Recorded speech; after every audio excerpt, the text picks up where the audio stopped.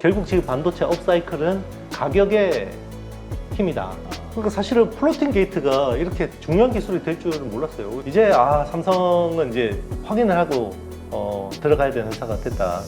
그게 이제 1분기하고 동일한 사업 기조를 확인했다는 것만으로도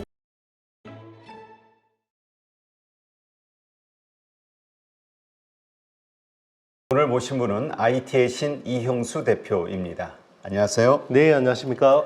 네, 자 그동안 또 IT 관련 이슈가 많이 나왔는데 이번에는 그 테슬라의 그 중국의 FSD 관련 이슈 이거 한번 좀 짚어보죠. 이 완전 자율주행의 어떤 그 소프트웨어를 판매하는 것이 과연 성공할까? 중국 정부가 승인할까? 뭐 하여튼 여러 가지 논란들이 있습니다.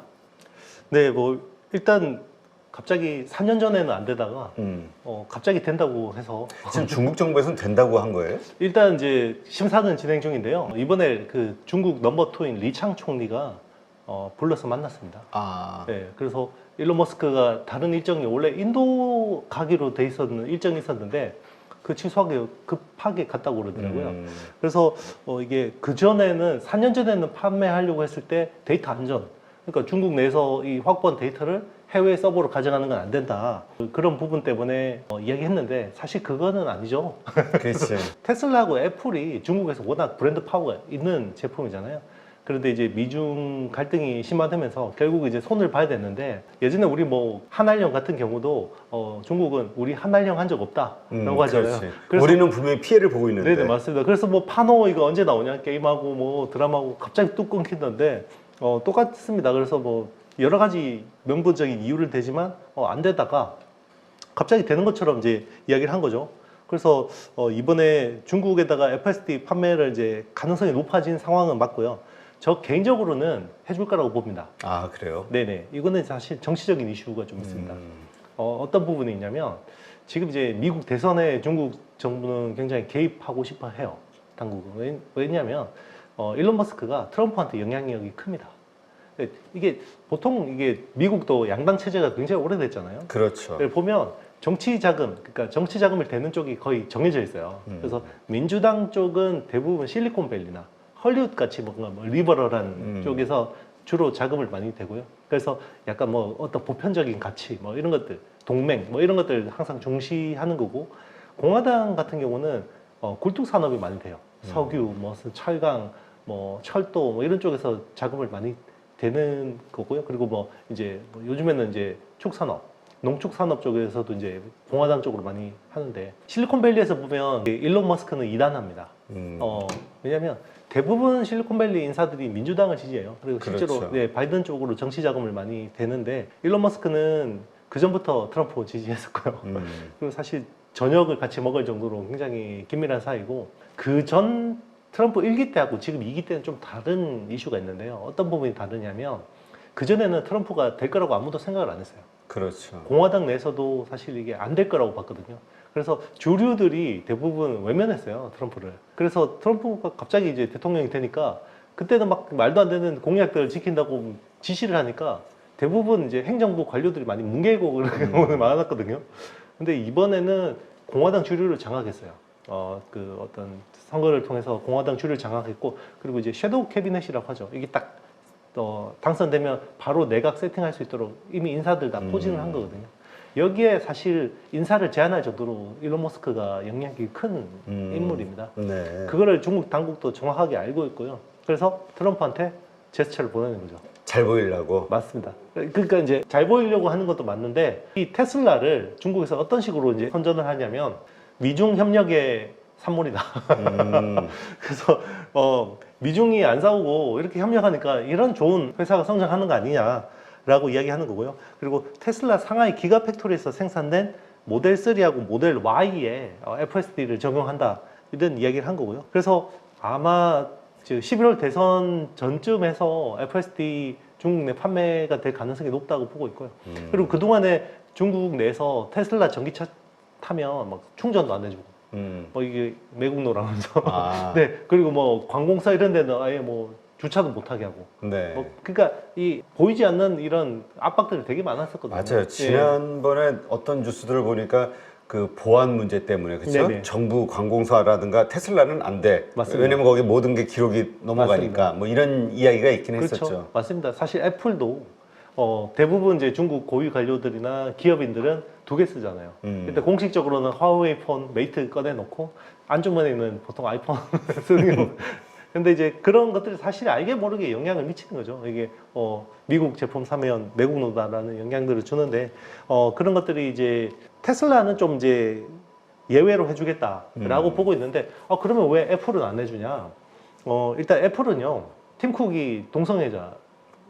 그렇죠. 네, 동성애자고 그리고 원래 민주당 쪽에 정치 자금을 대는 인물이고, 그러니까 중국 정부 입장에서는 굳이 애플은 이런 지렛대 효과가 없는 거예요. 그렇죠. 예, 없는 거고, 그리고 이제 테슬라를 또 이렇게 FSD를 하는 이유는 테슬라 FSD 기술이 탑다는 겁니다. 네, 그러니까 일론 머스크도 알아요. 그러니까 FSD를 하면 그게 알게 모르게 기술이 유출되고 한데 그래도 시장을 얻을 수 있다. 네, 시장을 얻을 수 있기 때문에, 그러니까 중국은 시장을 내주고 기술을 이제 알게 모르게 주변에서 가져가겠다. 많이 가져가려고 하는 거고.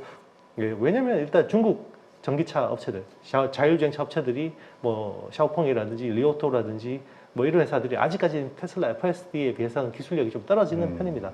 근데 이제 사실 애플 아이폰 같은 경우는 이제 뭐 물론 기술이 떨어지긴 하지만 그래도 못 쓸 정도는 아니기 때문에 화웨이를 이제 밀어주는 거고요. 그래서 계속해서 이제 트럼프한테 어필을 하는 거죠. 이게 우리가 싸우면 이런 좋은 기업들이 피해를 보게 된다. 트럼프는 그리고 제재를 할 때도 바이든하고 다르게 자국 기업들한테는 피해 안 가게, ASML만 피해 보게, 뭐 그런 식으로 많이 했기 때문에, 그리고 이번에 이게 그 초청의 주체가 어디냐면 중국 국제무역촉진위원회입니다. 네, 이름 자체가 네. 그러니까 결국 이제 무역을 네네, 맞습니다. 촉진시키기 위한. 맞습니다. 그래서 이제 그 일론 머스크하고 리창 총리가 이제 만나서 여러 가지 이야기를 했겠죠. 그런 상황입니다. 그래서 이제 뭐 일론한테 보내는 메시지는 명확하고요. 그래서 트럼프가 이제 더 이상 갈등을 키우지 말자, 키우지 말고 이 현 상태에서 좀 이제 진정시키자. 더 이게 기술 전쟁으로 가봐야 결국 미국 기업들한테 좋은 게 없다라고 이제 이야기를 하는 거죠. 왜냐하면 중국 입장에서도 지금 너무 목이 조이는 상황이긴 하거든요. 그렇죠. 그러니까 반대로 이야기하면 바이든이 기술 제재는 되게 잘한 겁니다. 그러게요. 네, 기술 제재는 되게 그 잘한 관세, 트럼프의 관세 이거는 별로 영향이 없었던 영향이 것 같아요. 없었어요. 사실 화장실에서 웃었을 거예요. 네. 그 중국 그 시진핑이나. 근데 이제 바이든 같은 경우는 너무 이게 아픈데 잘 찌르고 다니니까 이걸 이제 좀 완화되길 바라는 게 이제 그 중국 입장이고, 중국은 뭐 초질과 똑같습니다. 시장을 내주고 기술을 달라. 네. 근데 기술을 주면 지금 이제 AI 혁명의 시대에서 기술을 주면 지금 중국의 AI가 발전하게 되고요. 그리고 그게 그러면 결국 군사 기술, 그리고 이게 조만간은 AI라는 게 경제 GDP 성장률에서 큰 영향을 미치게 됩니다. 그렇죠. 네, 이게 왜냐하면 산업 자체가 디지털 트랜스포메이션, 에너지 트랜스포메이션이 되면 결국 그 AI 산업이 발전할 수밖에 없는 기반들이 마련되기 때문에 그런 건데요. 그리고 FSD 기술이요, 군사 쪽으로 굉장히 유용합니다. 군사 기술로. 요즘에 보면 러시아 우크라이나 전쟁에서 보면 이게 원래 AI가 사람을 살상하면 안 되죠. 그렇죠. 로봇도 사람을 해치면 안 되죠. 그렇죠. 근데 러시아 우크라이나 전쟁에서 그런 거 없습니다. 지금 사실 보도를 안 할 뿐이지 실제로 그런 것들이 굉장히 많이 일어나고 있거든요. 그러니까 AI, 그러니까 지금 현재 들어오는 우크라이나 조종사들이 이걸 가지고 멀리서 뭐 XR 같은 걸 끼고 아니면 모니터에서 이렇게 조이스틱을 조정해서 이제 하는 거거든요. 그렇죠. 보통 드론도 네, 그렇게. 맞습니다. 근데 이게 제밍이라고 해서 주파수를 팍 이렇게 어떤 그러니까 맞는 타격되는 대상에서 그런 것들을 막 뿌려버리면 갑자기 통신이 끊겨버리면 이게 그냥 무력화돼 버리거든요. 근데 그럴 경우에 AI가 자동으로 가서 폭발하게, 그걸 이제 이미 AI를 쓰고 있어요. 우크라이나 군들을 쓰고 있고, 그리고 러시아 군 같은 경우는 무인 로봇들을 지금 사실상 그 투입하고 있어요. 네. 근데 이 FSD 자율주행 기술 예전서부터 보면은 중국의 기술력도 만만치 않다. 바이두가 계속 실험을 하고 있고 뭐 이런 뉴스를 봤던 기억이 몇 년 전에 나거든요. 차이가 있나요? 일단 이제 구현되는 거에서는 사실 그렇게 크지 않다고 볼 수 있어요. 근데 이걸 구현하기 위한 코스트 측면에서 보면 테슬라가 훨씬 앞서 있다고 볼 수 있는 측면도 싸게 만든다. 맞습니다. 왜 그러냐면 테슬라는 슈퍼컴퓨터가 있어요. 도조. 아, 도조. 네, 맞습니다. 도조 시스템을 통해서 이제 제어를 하는데 이게 자동차라는 게 똑같습니다. 인지라는 영역이 있고 판단이라는 영역이 있고 제어라는 영역이 있잖아요. 그럼 인지는 대부분 카메라나 레이더 같은 센서들을 통해서 이제 그 데이터들을 보는 거고요. 이게 클라우드로 가서 아니면 이 자체 디바이스, 온 디바이스 자체에서 이걸 AI가 판단을 해야 되죠. 그렇죠. 그리고 이제 제어를 하는 거잖아요. 근데 이제 중국 어떤 자율주행차 같은 경우는 인지라는 영역에서 비싼 라이다를 되게 많이 씁니다. 카메라도 되게 많이 쓰고요. 그래서 하드웨어 스펙이 굉장히 과잉돼 있습니다. 그러니까 같은 자율주행차를 구현한다 그러면 테슬라가 만약에 100이라는 리소스가 들어간다 그러면 중국은 300, 400을 그냥 하드웨어를 발랐다고 볼 정도로 거의 그렇게 이제 오버스펙으로 해서 구현하는 거거든요. 네. 근데 그거를 하려면 테슬라처럼 도조 시스템이라는 슈퍼컴퓨터가 있어야 되잖아요. 그렇죠. 근데 그거 하려면 엔비디아 칩 필요하거든요. 근데 엔비디아 칩을 못 사잖아요. 그렇죠. 그러니까 그게 한계가 있는 거죠. 그렇다면 이 AI 기술, 물론 자율주행도 이제 거기에 많이 들어갈 수밖에 없는 거죠. AI를 통해서 구현될 수밖에 없는 건데 이거에 대한 격차. 근데 어쨌든 이게 중국에서 FSD 판매가 허용이 됐을 때 그게 뭐 테슬라에게는 직접적인 어떤 큰 이익이 뭐 성장의 원동력이 될 수도 있겠지만 그것으로 인해서 수혜를 받는 우리 한국 기업도 있을까요? 일단 예전에 애플이 보면 그 스마트폰에서 뭔가 새로운 기능 가지고 뭔가 확 치고 들어가면 다 따라가죠. 일단 애플하고 비슷한 걸 막 구현해야 되니까 그렇죠. 막 따라가지 않습니까? 테슬라가 일단 이번에 8월에 만약 FSD를 중국에다 판매한다 그러면 기존 완성차 업체들도 이제 자율주행차 비슷하게는 만들어야 되는 거예요. 선도주자가 되는 맞습니다. 거군요. 맞습니다. 그래서 실제로 테슬라 FSD의 수혜를 보면 그렇게 수혜주가 많지는 않죠. 사실 엔비디아 GPU가 수혜일 수도 있습니다. 그렇죠. 네, 그런데 이제 그게 되면 현대 기아차 같은 데서도 속도를 낼 수밖에 없어요. 그리고 독일의 뭐 폭스바겐이나 벤츠나 BMW도 마찬가지겠죠. 그러니까 그런 쪽으로 막 드라이브를 걸게 되는 거예요. 그러면 거기에 관련된 업체들이 이제 수혜를 볼 수 있는데 현대차하고 기아 쪽에서 약간 이런 쪽에 자율주행차, 자동차 소프트웨어 쪽으로 진두지휘하는 회사가 있어요. 그게 이제 현대 오토에버라는 그렇죠. 회사입니다. 네. 현대 오토에버가 그런 차량용 소프트웨어하고 그리고 자동차 칩 설계 쪽도 거의 이쪽으로 몰았거든요. 그래서 그러면 그런 쪽에 이제 수혜를 볼 수 있다고 생각이 들고요. 그리고 이제 지금 국내 인포테인먼트 쪽으로 이제 팹리스 이 칩을 설계해서 이제 판매하는 회사가 이제 텔레칩스. 텔레칩스. 네. 그리고 아무래도 자율주행차가 되면 인지라는 영역이 있잖아요. 네. 카메라를 되게 많이 씁니다. 테슬라 같은 경우는 레이더하고 라이더 안 쓰거든요. 카메라 가지고만 이제 이거를 하는데 그거는 AI 기술이 좋아서 가능한 거예요. 근데 다른 회사들은 이 AI가 없잖아요. 그렇죠. 이렇게 테슬라처럼 슈퍼컴퓨터를 두고 이렇게 실시간 주행 데이터를 모으는 회사가 없죠. 그러면 그게 안 되니까 그러면 레이더하고 라이더를 써야 되는데 테슬라는 비전 가지고 굉장히 고해상도 카메라 가지고 커버를 해버리거든요. 그러면 그런 쪽에 비전 쪽에서 수혜를 볼 수 있는 회사가 국내에서 그래도 테슬라 쪽 카메라 모멘텀 있는 회사가 삼성전기하고 LG 이노텍. 그리고 이제 삼성전기하고 LG 이노텍은 테슬라에 직접 납품하는 거고요. 현대차에 좀 많이 납품하는 회사는 MC넥스라는 회사도 있습니다. 네, 하여튼 그 하나의 그 어떤 산업의 트렌드가 이렇게 바뀔 때 거기에 이제 딸려오는 네, 관련 기업들 이런 것들을 좀 자세히 봐야 될 것 같은데 결국은 핵심은 AI겠네요. AI. 맞습니다. 네. 근데 그 AI 이번에 삼성전자가 1분기 실적을 발표하고 확정 실적 발표하고 컨퍼런스 콜을 했죠. 네네. 여기에서도 AI와 관련한 언급이 좀 있었다고요? 네, 뭐 결국 지금 확실한 수요는 AI밖에 없습니다.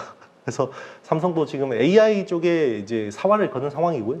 근데 그동안에는 AI의 수혜가 SK 하이닉스 쪽으로 되게 많이. 그렇죠. HBM3. 네, 맞습니다. HBM3를 독점하기 때문에 삼성이 이제 수혜를 못 봤는데 이번에는 되게 강하게 이야기를 했습니다. 그래서 우리가 생성형 AI 때문에 HBM 쪽에서도 수혜를 보고 그리고 요즘에 또 이제 그동안에는 사실 랜드 플래시가 상대적으로 AI 수혜가 덜했거든요. 네. 왜냐하면 그 제일 중요한 게 결국은 프로세서, 그러니까 그 GPGPU라는 프로세서가 제일 중요하고 그리고 이제 HBM이나 DRAM 같은 쪽이었고 랜드 플래시는 AI 세트에서 그렇게 수혜를 보는 게 없었어요 그동안에는. 근데 그거는 기존의 텍스트 투 텍스트일 때는 그게 그런 그랬는데 요게 이제 텍스트 투 비디오가 되잖아요. 그렇죠. 뭐 소라 맞습니다. 나오고 이 소라가 올 하반기에 나올 거라고 예상한 사람들이 아무도 없었죠. 그렇죠. 저거 나오면 내년이나 빠르면 내년, 뭐 내후년에 나오겠다라고 생각했었거든요. 챗GPT 반응 보니까 자기네도 네. 이렇게 빠르게 이런 게 나올 네네. 줄은 몰랐던 것 같더라고요. 그렇습니다. 그러니까 동영상을 저장하는 건 또 다른 이야기거든요. 그렇죠. 텍스트를 저장하는 거고 갑자기 스토리지가 많이 필요해졌어요. 그래서 서버에 들어가는 이제 그 엔터프라이즈 SSD, 그 엔터프라이즈 솔리드 스테이트 드라이브에 대한 수요가 갑자기 느니까 삼성이 1분기에 25% 가격을 올렸고요. 2분기에도 20에서 25% 올린다 그러고 여기서 사실 또 대박이 나는 회사가 있어요. SK하이닉스입니다. SK하이닉스의 낸드 플래시 사업인 인텔한테 따는 솔리다임이 아, 중국에 이제까지 네. 엄청난 적자의 맞습니다. 원인이었는데. 거의 뭐 분기에 9천억씩 적자내는 원흉이었잖아요. 근데 그 솔리다임이 하는 그 기술 방식이 예전 방식이에요. 기술 플로팅 게이트라는 삼성이 예전에 쓰던 기술 방식이거든요. 근데 삼성은 차지 트랩 플래시라는 방식으로 거의 바꿨고 다른 회사도 마찬가지예요. 근데 인텔만 플로팅 게이트 방식 일부 썼거든요. 근데 플로팅 게이트 방식이 싸게 데이터를 많이 이렇게 할 수 있는 방식이 있어요. 그게 기존의 TLC라고 하는 트리플 레벨 셀의 랜드 플래시를 쓰는데 쿼드러플 레벨 셀로 가야 돼요. 네. 그게 플로팅 게이트에서 되게 유리합니다. 그래서 지금 사실 이게 생각지도 않게 생각지도 않게 SK 하이닉스가 또 그게 수혜가 크게 수혜가 커졌습니다. 됐습니다. 네. 그래서 갑자기 그 인베디드 SSD 쪽 그 수혜가 물론 이제 삼성이 랜드 쪽은 특히나 서버용 랜드는 거의 절반을 장악하고 있거든요. 그래서 삼성이 수혜긴 한데 그동안 적자 덩어리 회사가 와 이거 미오노리가 삼성은 원래 거기서 네. 랜드에서 돈을 잘 벌고 네네. 있었던 회사니까. 맞습니다. 근데 이제 SK하이닉스가 생각지 않게 수혜를 볼 수 있게 됐고요. 그리고 이 최첨단 어떤 그 동영상 이거에 대한 거기 때문에 최첨단 기술일 거라고 생각이 됐는데 오히려 과거의 기술이 적용이 되는 게 더 적절하다면 그 뭐 기술 반도체 규제 이런 거에서도 좀 자유롭게 중국에서 네네. 찍어낼 수 있는 거 아니냐. 맞습니다. 그러니까 사실은 플로팅 게이트가 이렇게 중요한 기술이 될 줄은 몰랐어요. 뭐 누가 소라라는 서비스가 나올 줄 알았겠습니까? 그래서 지금 그쪽이 굉장히 활발해지고 있고요. 그리고 이번 실적을 통해서 확인한 거는 결국 지금 반도체 업사이클은 가격의 힘이다. 그러니까 공급은 오히려 줄였어요. 그 삼성이 지금 1분기에 디램 빗 그로스라고 해서 이제 공급량이잖아요. 디램을 10% 줄였고요. 네. 낸드는 공급량을 3, 4% 줄였어요. 아. 네. 그래서 뭐 일부 이제 언론에서 막 지금 가동률 높인다 뭐 이런 이야기 나오는데 이거는 현실하고 안 맞는 얘기예요. 아, 그래요. 가격을 높인 거예요. 가격을. 네, 가격을 높인 거고. 그러니까 출하량은 줄였어요. 그래서 근데 가격을 어떻게 높였냐? 디램 같은 경우는 20% 평균 가격을 높였고요. 낸드 플래시는 30%를 가격을 높였습니다. 그래서 혹자들은 그렇게 말씀을 하시긴 해요. 이렇게 가격을 계속 올려서 업사이클이 어떻게 지속 가능하냐라고 말씀하시는 분도 있는데 저는 이게 AI는 가능하다. 왜냐면 AI는 성능이 5배인데 가격은 7배 비쌉니다 라고 하면 예전에는 사줄 데가 없잖아요. 그렇죠. 지금 사줍니다. AI에서 사줘요. AI에서. 가성비를 따져서. 네, 가성비가 아니라 그냥 품질 좋으면 사는 겁니다. AI. 그러니까 성능만 좋으면 좋다. 네, 성능만 좋으면 좋은 거예요. 왜냐면 HBM이 저렇게 비싸고 제조하는데 비싸고 그리고 수율도 낮은데 예전 같으면 이런 걸 못했을 거예요. 근데 지금은 확실하게 사줄 때가 있잖아요. 엔비디아 가속기가 팔리니까 그게 되는 거고요. 그래서 지금은 어떻게 보면 이번 AI 사이클은 정말 첨단 기술의 향연이다. 예전에는 막 이렇게 연구개발로 묶어놨던 그런 기술들이 이제는 하나하나씩 그게 뭐 CXR이든지 뭐 PIM이라든지 뭐 LLW라든지 그런 것들이 다 그런 기술이라고 볼 수 있는 거고요. 그래서 이제 출하량은 줄었지만 가격은 상승하면서 이제 반도체 업체들이 이제 실적 개선이 일어났고요. 이번에 좀 재밌는 거는 SK하이닉스가 영업이익이 2조 9천억 정도 나왔잖아요. 네, 많이 나왔어요. 네, 삼성전자가 이번에 그 실적을 쪼개서 공시를 했잖아요. 이제 발표했잖아요. 1조 9천억 나왔거든요. 반도체에서. 네네. 그러면 사실 캐파 차이가 그렇게 났는데 삼성이 하이닉스보다 1조 덜 나온 거잖아요. 이것도 굉장히 특이한 거죠. 네, 처음 보는 낯선 현상입니다. 그래서 삼성이 다행스러운 거는 여기서 어떤 이야기를 했냐면 2분기에도 그냥 계속 가격 올리겠다. 공급량 늘리지 않겠다. 그게 이제 1분기하고 동일한 사업 기조를 확인했다는 것만으로도 반도체 섹터 사이클에는 굉장히 긍정적인 이슈였다고 볼 수 있고요. 그리고 이제 하반기 HBM에 집중하겠다. 네, 선단 공정이 이제 추가 공급 제약 자체가 많을 수 없고, 그리고 이제 실수요 위주로 공급 대응하겠다 이렇게 이제 이야기했습니다. 그러니까 지금 나오는 거 보니까 이제 엔비디아에 네네. 그 납품하는 것도 시작이 되는 것 같고 네네. 뭐 그렇게 되는 것 같아요. 일단 정확하게 얘기는 안 했지만 콜 네네. 테스트는 일단 다 통과가 된 거라고 봐야 되겠죠? 뭐 이렇게 이야기하면 안 되면 큰일 나지 않겠습니까? 근데 일단 AMD 쪽은 거의 확실한 것 같아요. AMD는 근데 엔비디아 쪽은 그 전승학이 그냥 어프로브드라고 사인한 거 말고는 아직까지 확인이 아직은, 필요하죠. 네, 실무 쪽에서 실제로 승인이 되는 건지는 아직까지 확인이 안 되고 있고요. 그리고 납품이 되는 것도 아직까지는 확인이 되고 있지 않습니다. 그래서 그러나 어쨌든 네. 이 컨퍼런스 콜에서 네. 앞으로의 사업 실적 네네. 어차피 뭐 3개월 후에 또 발표할 텐데 그때 네네. 가서 망신 안 당할 수 있는 말을 하지는 않았겠죠. 작년에 우리 근데 트라우마가 있지 않습니까? 아. 작년에 9월에 납품한다 그랬는데 안 됐고요. 아, 네. 그렇긴 했네. 네. 그리고 연초에 또 납품한다고 했는데 안 됐잖아요. 저도 이제 여기 그 우리 815 모니터 와서 제가 삼성 발표 내용을 이야기했던 기억이 나거든요. 연초에. 아, 올 초에는 될 것 같습니다. 근데 안 됐거든요. 그래서 이제 삼성은 이제 확인을 하고 들어가야 되는 회사가 됐다 이런 생각이 듭니다. 알겠습니다. 하여튼 지금 지금 현재 상황에서는 어쨌든 삼성전자 컨퍼런스 콜에서 경영진들은 지금 이러한 것을 네네. 발표했다. 굉장히 긍정적으로 이야기를 했고요. 그리고 HBM 쪽이 되게 잘 된다라고는 통언으로 이야기했는데 이제 시장은 아무래도 작년에 확인을 하고 싶다. 그게 이제 안 지켜지지 않았었기 때문에 아직까지는 가격에 반영을 해주지는 않는 것 같습니다. 일단 확실한 거는 네. 낸드 쪽의 가격이 계속 상승이 되고 네네. 있다는 디램하고. 맞습니다. 네. 그러니까 랜드 스토리지하고 그런 쪽 수요는 확실히 좋아지는 거고요. 그리고 우리 그 디램 요즘에는 우리 커머디티 디램 안 그러고 그냥 레거시 디램 그러더라고요. 사실 근데 DDR5 같은 제품은 범용이긴 하지만 최첨단 제품이잖아요. 그렇죠. 근데 묶어서 요즘에 레거시라고 해버려요. 반도체 전문가들이. 그러니까 그게 작년만 해도 네. 재작년서부터 정말 그 DDR5 엄청난 기대감이 네. 있었는데 하여튼 그러네요. 그렇죠. 이게 하이테크 산업인데도 불구하고 그게 이제 레거시 디램이 돼버렸어요.